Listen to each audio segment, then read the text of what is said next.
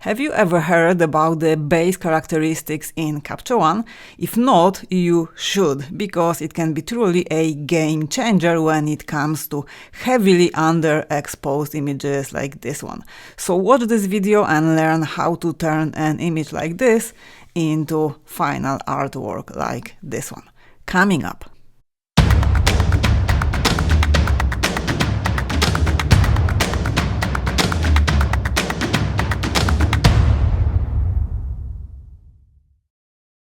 In today's video, we'll be editing this portrait of Marvin. So this is old image. I have taken this portrait in 2015 in Berlin. So this was before all the lockdown, before the masks, before COVID. So really nice memories.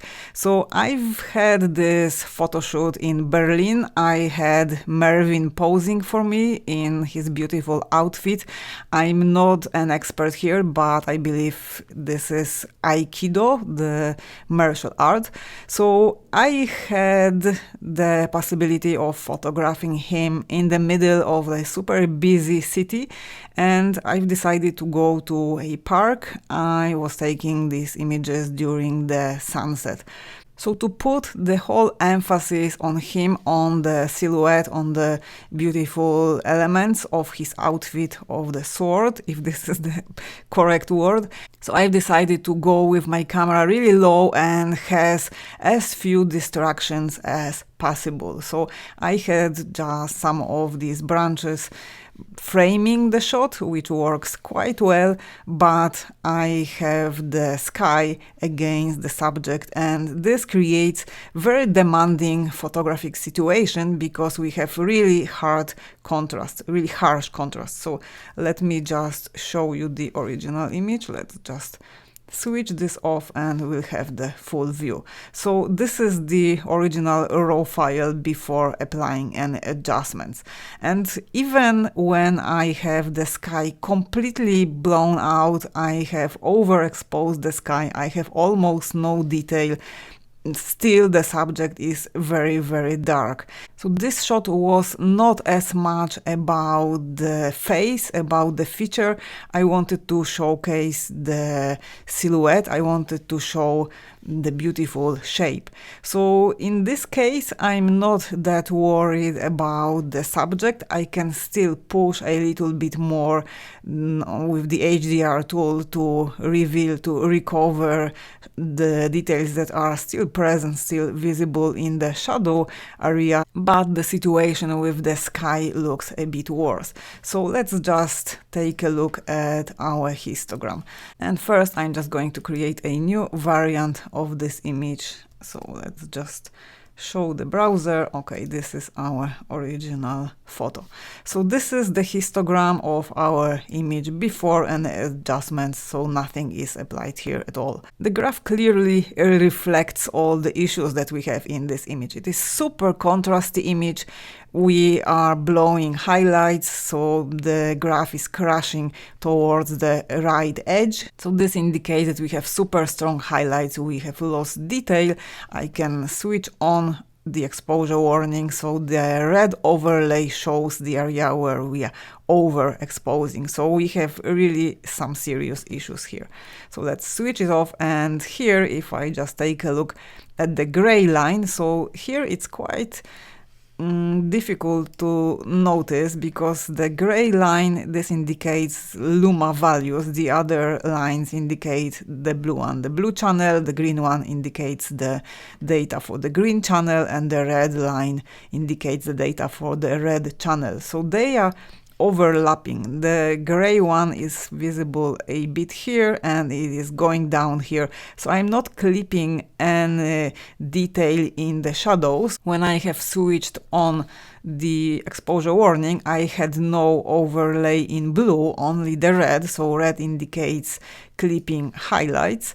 So let's go back to our histogram. It shows that I'm clipping a bit of the blue channel, but this is fine, so I don't need to worry about this. So when it comes to the shadows, I'm okay. The problem is here in the highlights.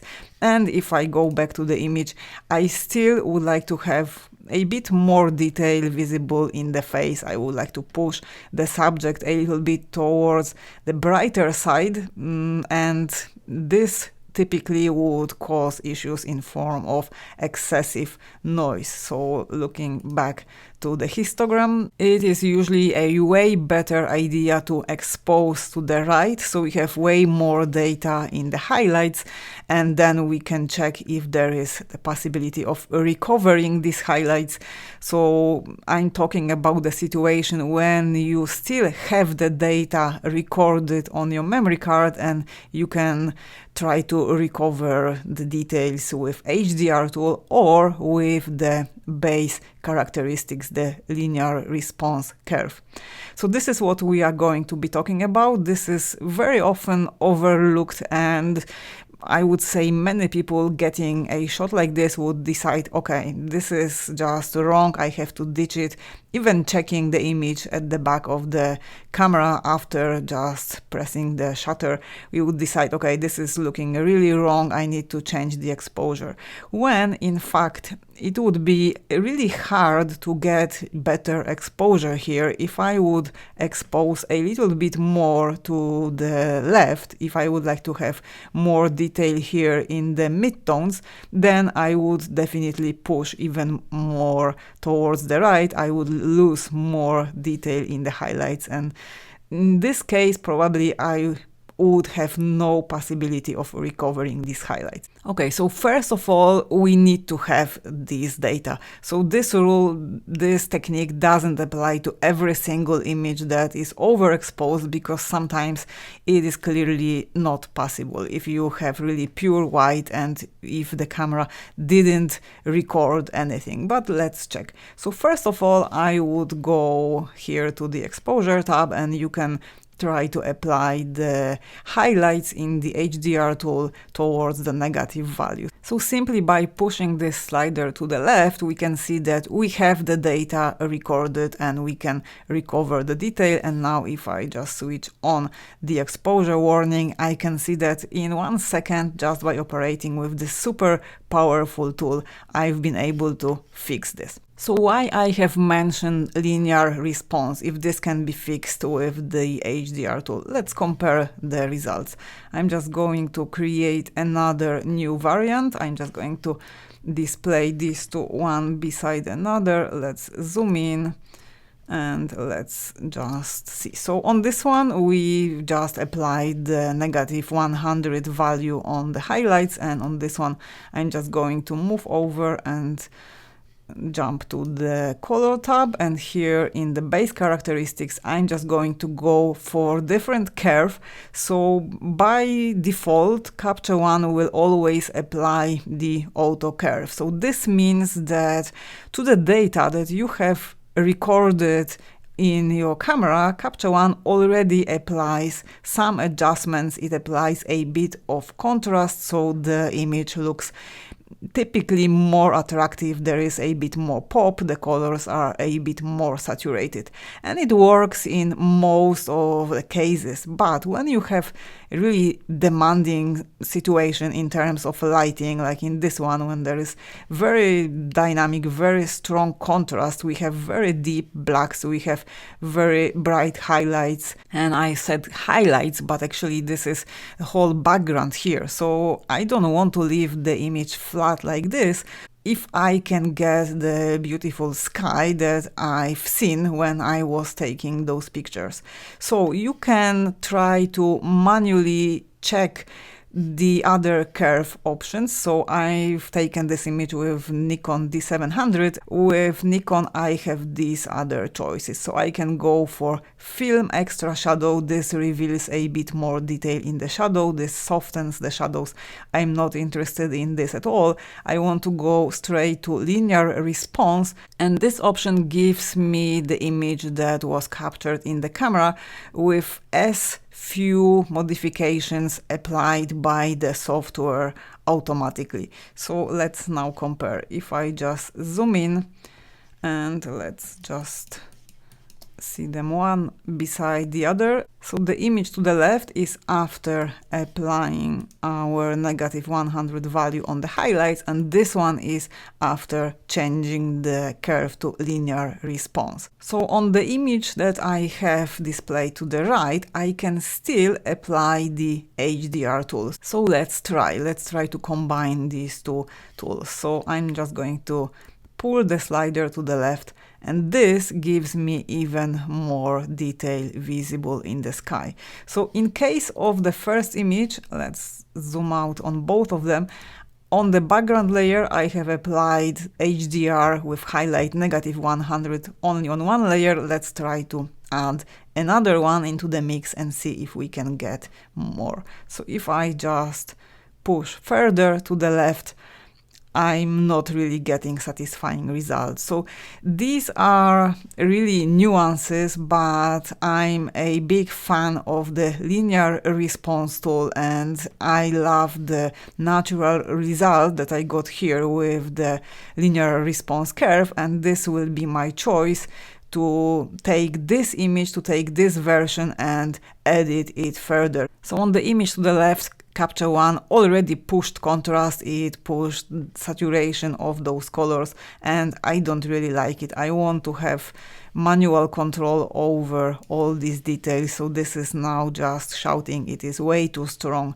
So the HDR tool may look it's easier to use and more straightforward, but I would always recommend starting off with the linear response curve, and then you have way more neutral colors. You can take them to the place where you want. You can make your own decisions. So I'm going to delete this one, and we will continue working on this image where I have changed on my background layer my curve from auto setting to linear response. Before we move further, I have a quick announcement for you. Very recently, I have released a free masterclass in which I cover my workflow. Basically, I'm talking in detail about the 3 steps of my workflow in Capture One. So if you want to learn more about Capture One, if you want to know how to structure your work, check out the link down below under this video. The masterclass is completely free to join, no strings attached. Okay, so let's jump back to our image.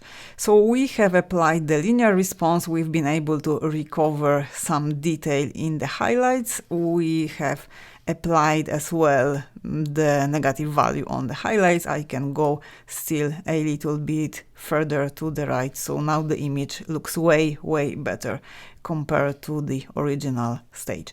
So now let's zoom in, and I would like to take a look at this image and check for purple fringing and for chromatic aberration, because typically when you have very strong contrast, when you have either bright background or when you have bright object against the dark background, you might have issues like this visible here. So I have definitely the purple fringing here, and this can be fixed here in the lens tab. So let's jump over here, and let's first of all switch on chromatic aberration, and let's recalculate. So let's hit analyze. So now Capture One is analyzing the data and it is trying to fix the problem. So far no luck, so let's try and apply purple fringing. So what I'm going to do is to just get rid of this purple edge visible here along the kimono. So it is not visible around the face, but it is very strong here and it's distracting. So let's just try to manipulate with this slider. Let's try to go all the way to the right. So this gave us actually amazing result. We got a bit of halo here. So now we have the brighter edge, but let's try to fine-tune this. So I'm just pushing the slider to the left, and if we go a bit more, no, now it starts showing up again. So I would go for something around 72. So now I'm zoomed in at the magnification level of 300%. If I zoom out, this is not bothering that much. Take a note that when the image is just set to fit into the screen, the purple fringing correction is not applied. So if I just go a little bit closer, it was still visible before Capture One actually refreshed. So if you want to judge if this is fixed, if you want to prepare the image for a medium like print, you have to be really careful and assess your image and make sure that all these artifacts are fixed. Let's now take a look at the edges around those leaves. So here we have really tricky situation. Normally the chromatic aberration should fix this. If I switch it off, these edges are even more visible. So unfortunately, in case of this picture, this is all we can do. So we have still those greenish and purple edges visible around. If we zoom out, this is not visible that much. We have this strong subject visible in the middle of the image, but I want you to remember about artifacts like this, specifically when you want to print your image at a large size, because right now on the screen I can just focus on the subject and I can ignore these artifacts. They are not even visible at this magnification level, but if you print the image, then this will be really a problem. So this is what could be done in the Lens tab. Let's now jump over to our Exposure tab and let's continue working on our image. I'm going to hide the browser and I'm going to pull our histogram back. So on our background layer, we have already applied the -100 for the highlights on HDR tool. I'm going to create new field adjustment layer and rename it HDR, and let's see if we can take it a little bit further. So first of all, I want to still experiment with the HDR to see if I can still get a little bit more detail. Maybe this is too much, but I would say that something around -60 still brings more mood to this image and it starts linking everything together. We no longer have just dark silhouette cut off from white background. Now it starts working together nicely. So I've done operation again on the highlight slider. So now let's see what can be done in terms of opening those shadows and getting a little bit more detail here. So I'm going to touch the shadow slider and push it to the right. So I don't want to go too far because this is going to flatten the subject. Let's go maybe around 30. So let's see. This is before and this is the after. So I would say the value around 30 is just fine. I can go a little bit more. I will be further fine-tuning contrast with curves. So for now I can leave it like this, and since I'm working in a non-destructive way, I can always jump back to this layer and fine-tune this. Okay, let's take the next step, and here after opening up those shadows I can see some imperfections in the skin, and this can be really quickly fixed with the heel brush. So let's zoom in. Now let's check the brush settings. So the size I can adjust dynamically, hardness 0, opacity 100, flow 100.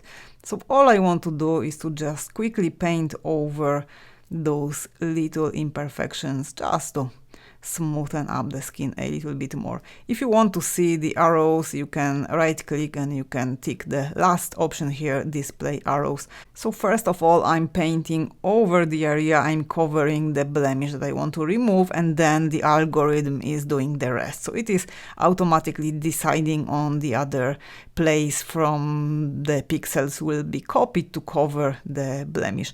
So this can be switched on. I find it a bit annoying, so I will typically switch it off, and only in a situation where the decision will be simply wrong, when it won't be fixing the place in the skin, then I will switch on the arrows and I will reposition the source pixels manually.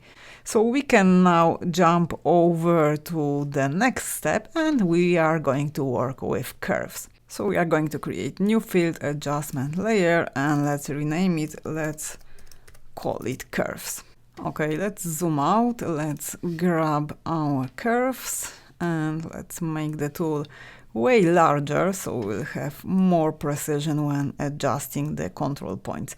As the very first step, I'm going to use this very helpful preset, so I'm going to hit this one, 5-point all channels. So that way I don't have to create these control points manually.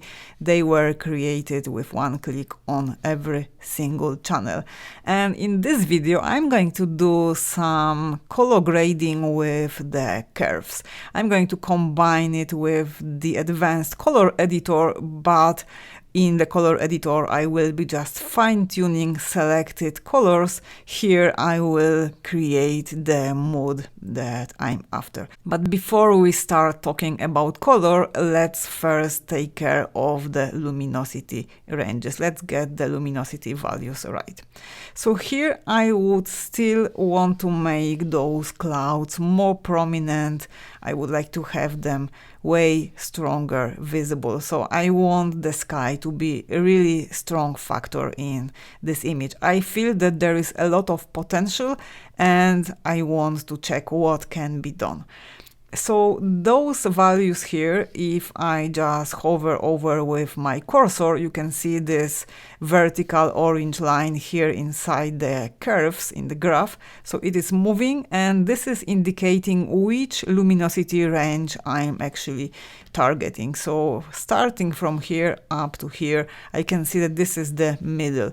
So I will be using this control point that Capture One created for me automatically. I'm just going to pull it downwards since I want to make my midtones darker.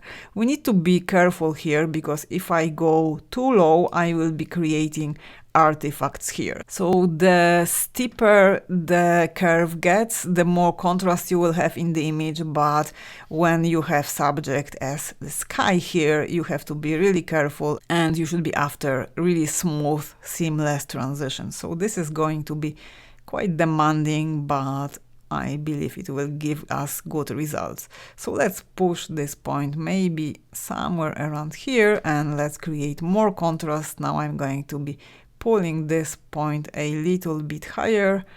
So let's go for something like this and let's try to push this one a bit higher as well. So now I'm brightening the dark midtones and let's just push this one a little bit lower. Okay, something like this. And let's now jump over to the Luma curve. So I'm going to be jumping between these two until I get to the point when I will be happy with the luminosity adjustment. So for now, this is obviously wrong. The transition is visible and I want to go for a really smooth final result. So let's see what can be done with Luma curve.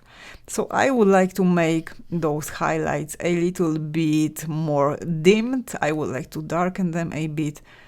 So let's go for something like this, and when it comes to the blacks, I want to lift them here very, very slightly. As you can see, I'm departing quite strongly from the initial image, but this is what really can be done quite well with curves. You can really change light pattern in your images. You can make the light way softer or way more contrasty. Of course, it has to be done precisely, but the possibilities are out there. So let's zoom in. This is looking quite good. Let's take a look at the face and let's just switch off the layer. So this is before, this is the after. I'm not affecting the face as much. Now I'm adjusting the sky. So let's go back to our RGB curve, and here on this one, the contrast here is a little bit too strong, so I'm just going to hover over with my cursor. If I hit V, this will give me the neutral cursor. I had the hand before for panning around, so now I'm here on the histogram, so this, I will just push this point a little bit higher up to make the contrast a bit softer. Okay, I believe this is a good place to start. So let's now jump over to the red channel, and here I would like to introduce some more red color into the sky, into those highlights. So the sky is a little bit bluish, then we have these sort of pinkish peachy tones around here, and I want to add more warmth to this image. So by manipulating with curves, I can color grade the image, so to speak. So on the red channel, if I take this control point, this is positioned in my highlights. If I push it upwards, I will be adding red to my highlights, and this is what I want for this image. So let's go somewhere around here, not too much. When it comes to the middle point, I want to add some warmer touch to my midtones as well. And when it comes to the last control point, I will leave it as it is. I don't want to inject any cyan into my shadows. Maybe this is a bit too much. Let's go a bit lower, and let's now jump over to the next channel. So on the green channel, let's see. Let's start with the highlights. If I push it a little bit upwards, this will be adding green to the highlights, which gives me this really nice creamy yellowy tone. If I go the other way, I will be adding magenta, so this is definitely not working. Let's go for very subtle adjustment here.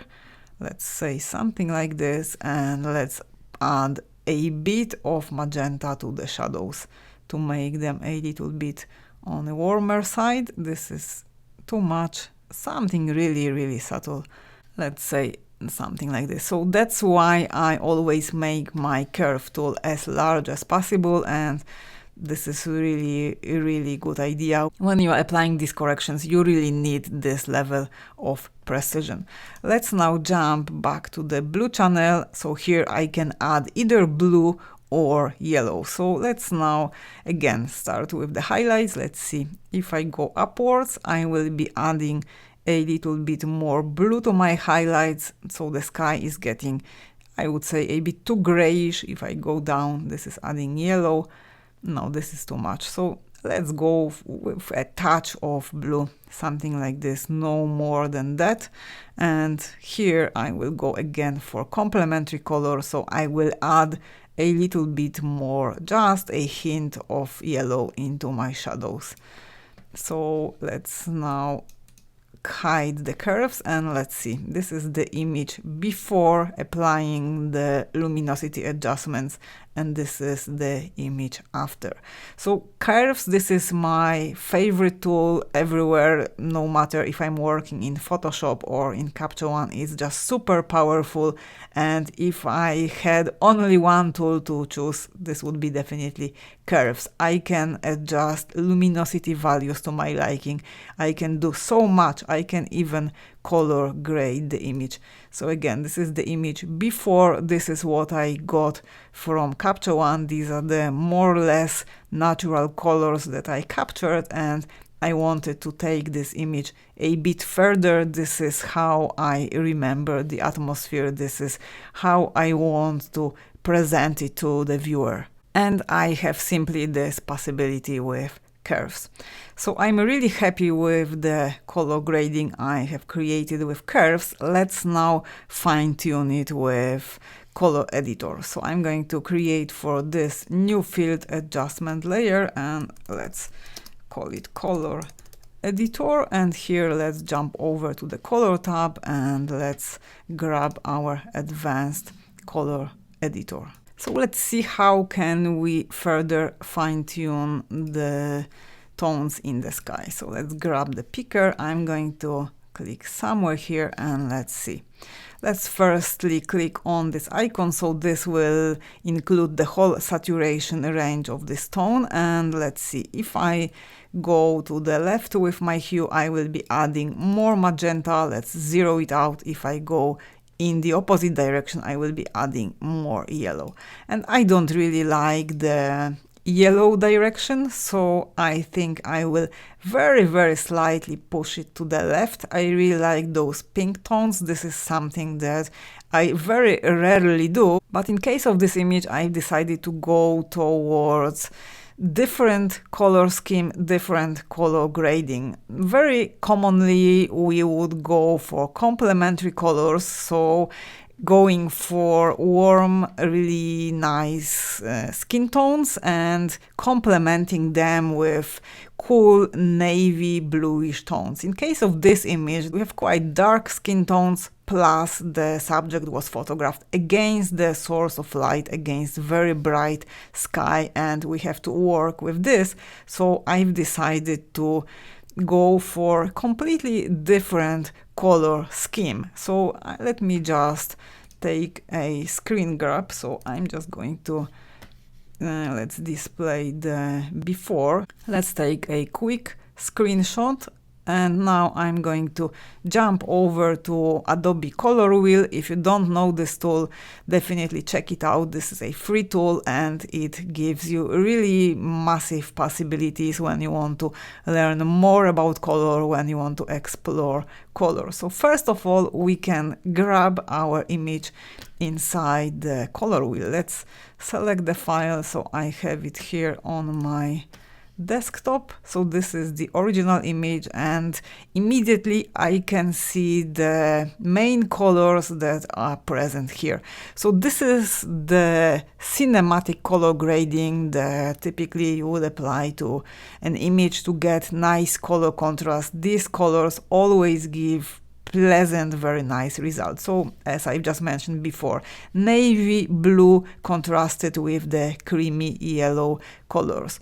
This could work, however, in case of this image, I want to have emphasis on the subject. I want to have the emphasis on the face, and the skin tones here, they are not really working in my opinion. I wanted to take complete departure from here and go for something that I quite rarely do and go for, let's jump back to Color Wheel. I wanted to go towards the analogous color harmony. So now the colors that we have here that are marked on the color wheel and the sample here, they were taken from the image that we have pulled in from the screenshot from Capture One. So this was the original color samples, and I've decided to go towards completely different color scheme. And as I've already introduced some pinkish tones, let's just see the after. So we are at this stage here, and let me now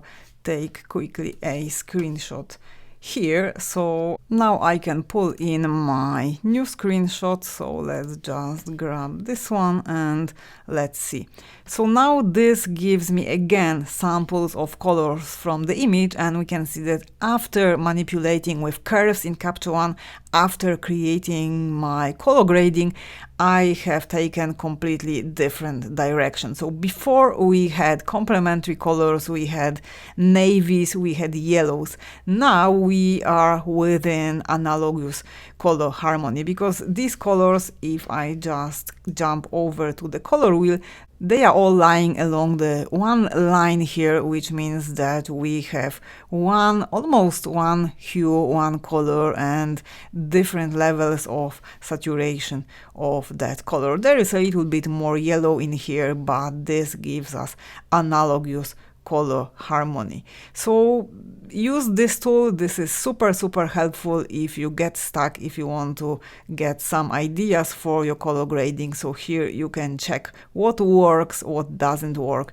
and you can get some suggestions. So let's jump back to Capture One and let's go back to our color editor. So here I have sampled in this peachy tone, and I just want to see if I can fine-tune it. But I already know that I don't want to apply any yellows here. I want to stay within this range. So if I go a little bit to the left, I will be adding more peachy tones, but they are getting a little bit too saturated. So what I can do now is to click on this large plus icon and apply a bit of negative saturation over the whole image.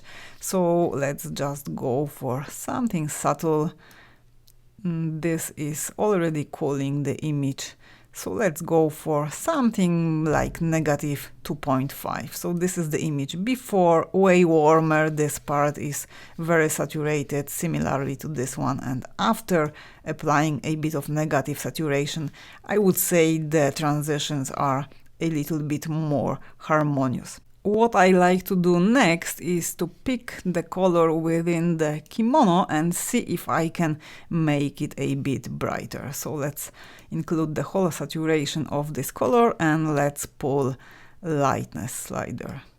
So this introduces a little bit more light. I'm going to adjust it on the next layer with Luma mask, but I can already get really good results with the lightness slider. So let's not overdo this because we can get some artifacts as well. Let's just check. So this is before and this is the after, so that's fine. So this is all that I am going to do in this video with color editor. I have just fine-tuned those few tones. So this is before, a little bit more yellow tones here, and this is the after. So the sky is a little bit more on the pinkish side, plus the kimono got brighter, again before and after. Okay, let's now go back to our kimono and let's try to introduce a little bit more light here. So I'm just going to create another new field adjustment layer. Let's call it kimono, and here I'm going to be targeting specific luminosity range. So all I want to do is to increase contrast between those bright folds and those that are in the shadow. So I'm just going to jump over here and create a Luma mask. So let's just tick this button. I will have my mask displayed, and here I want to just exclude all the dark tones. So this is going to be pretty straightforward operation. I think something like this can be sufficient. Let's make this transition here a little bit softer. So now I have the mask that covers those brighter folds, and I have the sky included as well, which is fine. I'm going to apply, and here on my mask, if I again hit M, this is the overlay, the preview of my mask. I'm just going to jump over to the exposure tab, and here with the HDR, I'm just going to open up shadow. So I will be pushing my shadow slider very slightly to the right. And this actually gives me quite good result with such a high value. So that way I'm adding more light to my subject, I'm introducing more light to the kimono, and this way it is getting more three-dimensional. It is bringing more attention to the subject. We have now strong contrast, the face bright, kimono, and the rest is dark. So really, really nice. Let's just see. This is before and this is the after. The mask was including the sky. If I again hit M, this is the overlay. So what I've done here with my shadow slider, it affected the whole sky as well. But since I've been manipulating only with the shadow slider, it is targeting in the histogram the area around here, I would say, if I just pull out the histogram to show you more precisely. So the slider highlight, it would affect the bright midtones, the highlights here. Shadow slider, dark midtones, dark, sort of all the dark tones, but except the blacks, because for the blacks and for the whites you have separate sliders inside the HDR range. So with the shadow slider I'm targeting all the dark midtones, but I'm not touching the blacks, because the blacks, this range that is near to the left edge in the graph, this can be specifically targeted with the blacks slider. Okay, so this is what I've done with my quick Luma mask. Super helpful, super useful. I've added more depth to the image. I've added more light. Okay, let's move further. Now I would like to see what can be done with adding a bit of clarity. So I'm not going to be manipulating further with the shadows. I'm happy with the harmonious result that I got at this stage. I might even go down with the overall exposure value in the end. But now let's try to add some clarity and let's see if we can get a little bit more pop, if we can get a little bit more mid-tone contrast. So let's create new field, adjustment layer, and let's rename it. Let's call it clarity. So here let's jump over to the clarity tool and let's push it to the right. So first I'm manipulating with the clarity slider. You can see how massive is the change. So this is before, way softer image. After applying this, I'm getting way more contrast here. I can either try to apply punch method, so this will affect colors. I really like the result, and let's try to add some structure. When you are manipulating with adjustments such as sharpness and clarity, clarity simply is adding more contrast, adding sharpening with broader strokes. So you should be looking at your image at least at 100%. I am on a retina display, so I should be at 200. So let's zoom in a little bit more and let's see. So this is after adding clarity and this is before. So way more contrast. Those dark folds are getting even darker, the white folds are getting brighter. This is affecting the sky as well, but I'm particularly interested in those areas here because we have a bit of noise visible and I don't want to push it further. If we take a look at the face, before and after. So before the face was softer, now we have a little bit more sort of general definition. The areas that were darker got deeper and we have quite nice highlights here around the eye. So I'm really happy with the adjustment. Let's just try maybe to add some structure. Very subtle adjustment just to get a little bit more of the kimono fabric texture. This can be visible more here. Let's see before and after. It looks good, so I'm going to leave it at 10. No need to push it further. Here I just want to add as one of the final touches a little bit more light to the eye. Let's try some of the style brushes. So there is a style brush in the enhancements, as far as I remember, iris enhance. So this style brush will push contrast. Let's see if we can get some more highlights quickly with this style brush. So I'm just going to maybe reduce size of the brush and paint over the eye here. Yeah, so this is giving the result that I wanted, and I'm going to in fact paint over the areas in the face where I would like to have a little bit more light. So before and after. I'm going to save the style brush only for these areas. If I hit M, this is my mask and this is enough. I don't want to introduce any of these sort of adjustments in other areas. I might be painting maybe softly over the kimono. Let's try. I'm just going to go for lower flow since I want this to be really seamless, and maybe add a little bit more light along the edge, but remember that I've taken this image just with natural light.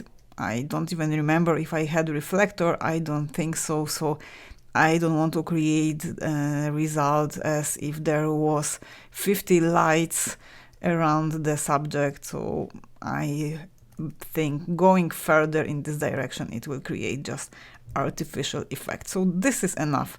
Let's see. This is before adding the light with the style brush that was basically designed to enhance eyes, but in case of this image it worked really well. So in combination with clarity, we have added more pop to the image, we have made the image even stronger. So at this point I feel that I would like to lift those blacks a little bit more. I'm going to check what I can do with my HDR settings here. Let's just zoom in a little bit. And let's see, if I go just a bit further with my shadow slider, I want to get a little bit more creamy shadow. So this is working really well. I have added, when working on my color grading with curves, I've added warm tones to the shadow. So if I hover over the face, let's go for neutral cursor, we can see that we have 42 for the red, just 24 for the green, and 16 for the blue. So definitely we are on a warm side here, and this is better visible. It creates more soft effect when I push the shadows a little bit further. If I zoom in, I just want to check if I'm not getting any crazy noise. I think it is still looking good, and I'm already at 300% magnification level. So this is working really well. The last thing I would be tempted to do is to just jump over to my curves layer and try to see on my Luma curve. I've been lifting the black point, if I could do a little bit more here, just to get those blacks still a bit more soft. So the image definitely now gets the stylized look, but I don't mind. We have this very dramatic sky, and I feel that these adjustments are still seamless. I'm not doing anything crazy here, so this should work. Let's just zoom in on the face a little bit. So everything looks good. The only thing I think could be adjusted is that now we have a bit of this white halo around the silhouette, around the subject. And let's zoom in here. No, yes, there is a bit of this halo. So we can go a little bit lower with the clarity value. So this gave us this nice pop, but everything is very dynamic right now, very saturated. So we don't need it as strongly enhanced. Let's just select the clarity layer and let's go down here. Maybe if we change from punch to natural, let's try.